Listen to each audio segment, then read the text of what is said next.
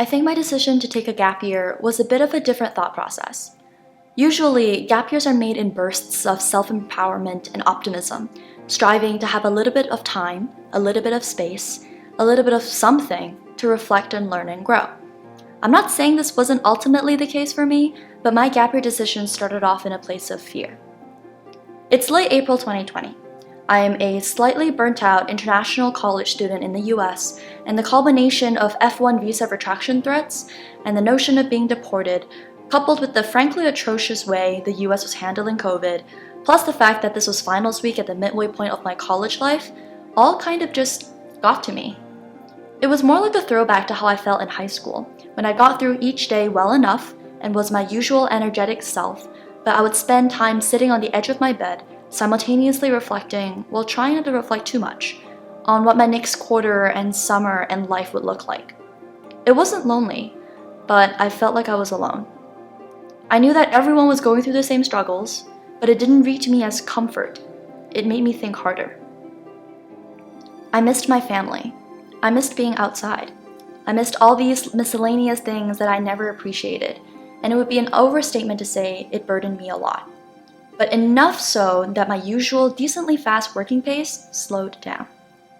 I video called my family more, I gave myself more time, I listened to more music, I tried to sleep more, but it felt like I was doing a lot more daily deep breathing exercises than I was comfortable with. So I spoke to advisors, some trusted friends, and my family.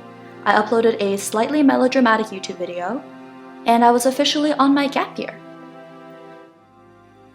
The thrill of it all definitely did not set in until July 2020, when I left the United States and went back to Singapore, my birthplace but not really hometown. I was binge watching YouTube videos of people who've taken gap years in the past, traveling, volunteering, learning new skills, taking and completing these massive personal projects that seemed more reachable now that I, too, was on the same gap year as they were. So you're planning all these exciting things you want to do. You do realize you're in the middle of a pandemic, but you're in a safe city. How hard can it be? I was enjoying the break from college and the environment-induced stress. I didn't have to worry about recruiting for internships this summer, though I had to deal with the rejection of being thrown out of the running due to work authorization sponsorship. I didn't have to worry about classes for the next 2 quarters, though I had to sit down and rework my schedule to convince myself I was on track.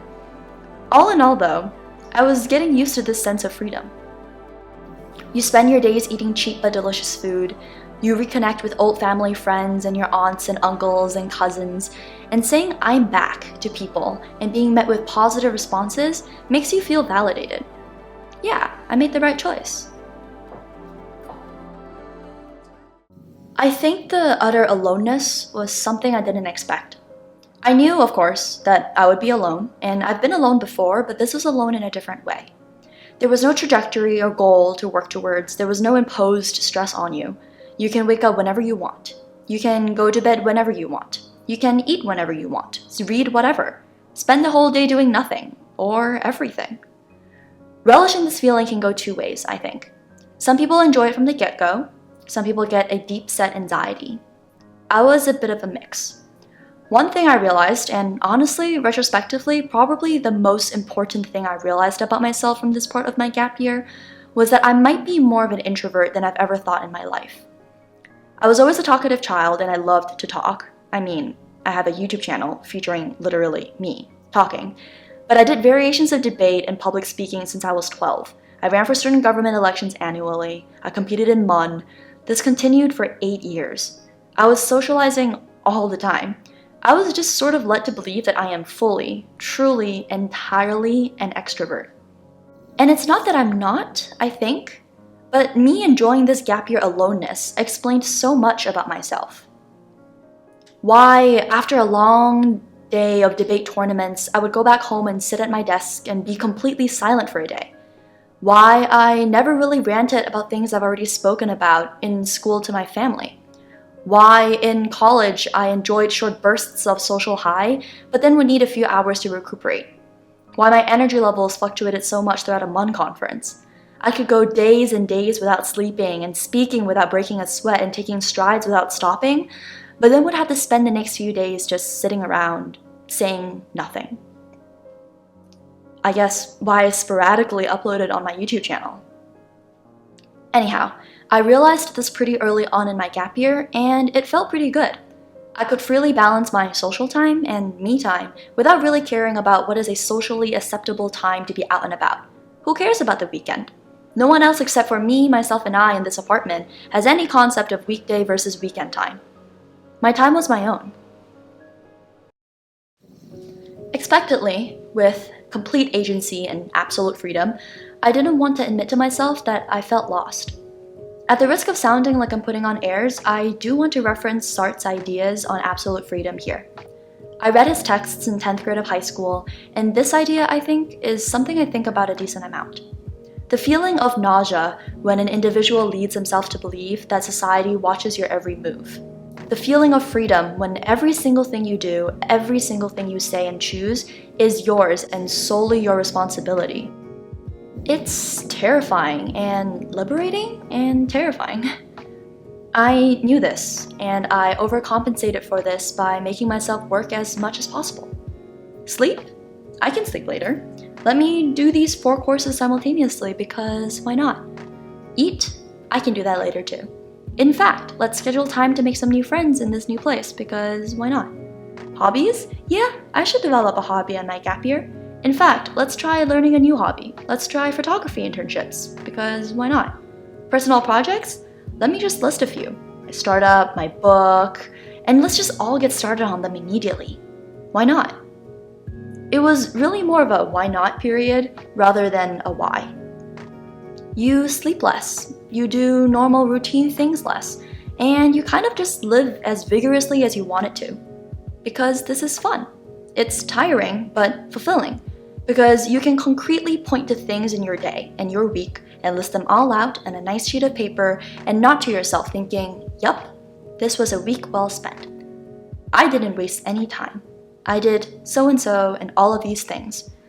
I am okay. This continued for a few months, and it slowly bled into a slightly difficult part of my gap year to talk about, but hear my fumbling out anyways. Okay. Self-induced stress is a lot worse than environmentally induced stress. You might disagree, saying that environmentally induced stress is external and cannot be controlled and therefore out of your own scope of agency, while self-induced stress is easy to fix. Just don't be so stressed. My God, how I cannot relate to that. I have a pretty good relationship and self-awareness, I think, of myself when I am stressed. This was something I researched and learned in high school, and I knew my personal body's signals to tell me that I was stressed. The number one easy factor to gauge this was sleep. If you didn't know this, I am a chronic insomniac. I started sleeping past 12 when I was in 7th grade, so around 13 years old. I would spend a few nights a week up till 3 a.m. Why, you ask? Part of it was because YouTube was just so much fun, and I never had exposure to it. You know, think China, firewall, VPN. Another thing was the novelty of being up late at night. For a 13-year-old, it was fun. This continued into early high school, where it became more of a convenience. I had more hours in a day than other people, enabling me to do more things, and my energy levels were still high. I was thriving on 4 to 5 hours of sleep per day. Now looking back, I ignored a lot of the smaller side effects on my life. It was almost a point of pride that I drank 2 to 3 cups of coffee a day. I was a high-functioning individual. I was trusted to do good work. But I ignored my irritable moods, my terrible morning temper, and my fear of sleeping and not waking up on time. I got through all of this because school was fun for me. This drastically changed senior year of high school and college. TLDR, I started relying on my alone time at nights for mental stability. It was my recharge time. It was my safe space. I needed it more and more, and it wasn't a problem to maintain until I got a massive reality check and realized that I was more irritable. I was sharper to people. I was a full-fledged workaholic who was honestly kind of obnoxious. The self-awareness set in senior year of high school, and I felt guilty. I overcompensated by being very low-key and very low energy, and that felt safe. Sorry, that was a long throwback, but this is basically what happened on my gap year this time. My insomnia improved early on before college and in college as I completely quit coffee and other condensed sources of caffeine, though there were small relapses. I was sleeping more and more. In college, this kind of didn't work out all the time, and my sleep schedule was more like 4 hours on the weekdays and then 16 hours on the weekends, which is not healthy. And I did this on my gap year. It felt familiar and hence kind of good, but also scary. Could I stop? Did I want to? Anyhow, during this time, I continued on with the projects I started during the why not period, but found myself being more inconsistent and dropping some of these, including social interactions, which is more relevant in the next section. This is the last stage, and I wanted to start off with a small fact. I am a terrible texter. I don't really reply. Most people think it's because I'm stuck up and I'm too busy, but I really am not. I see the messages, I think of 3 different responses, and then I tell myself, I'll decide on which one later.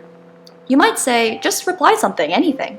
Except I want to think about what I want to say, which will stay online in black and white forever, which is also why I prefer in-person meets, but that's beside the point. In this stage of my gap year, I went entirely off the grid. I was already not active on social media in the last 2 stages, but in this stage, I was entirely off. I barely texted my family. I didn't check or stalk Instagram at all. I hid LinkedIn from my home screen. I muted group chats and Discord chats and Facebook Messenger chats, everything. I sat in my room, listened to music, did classes, worked on my novel, and that's about it. I did this because I wanted to continue working on myself. I know this entire gap year so far sounds like me just relapsing into high school habits, but I assure you it genuinely feels very different. I'm not too sure how to convey this to you guys via words, but it's like revisiting old mistakes, but this time you're self-aware and using trial and error to test out what works and what didn't. I learned so much more about myself in this time, but I was also scared and anxious a lot of the time. The peaceful time in this stage and my novel really helped me out. For a bit of time, little bits and pieces scattered, but still bits and pieces all the same, I was in a different world, and it felt great. My insomnia was still there, and I am absolutely not romanticizing insomnia, but it felt more calm than before. It wasn't entirely anxiety-driven, it felt more natural. I started sleeping a little bit earlier, waking up a little bit earlier. This was also the time I watched more anime, listened to old music I loved, reread some books. Simple, everyday life things. I concluded some of my projects and paused others. Some weren't really by choice, but instead of plowing on ahead, I decided to give myself a little break. Which is kind of ironic, I think. This last stage lasted for a while, and here I am. I think I learned how to deal with myself a little bit more, but I wasn't kidding about the guilt. This is person-specific, but I had a really hard time dealing with the anxiety I got from looking at all of my peers plow on ahead of school without me. It felt like I was diverging, or being left behind. And then finally, you know what, I'm just going to do my thing.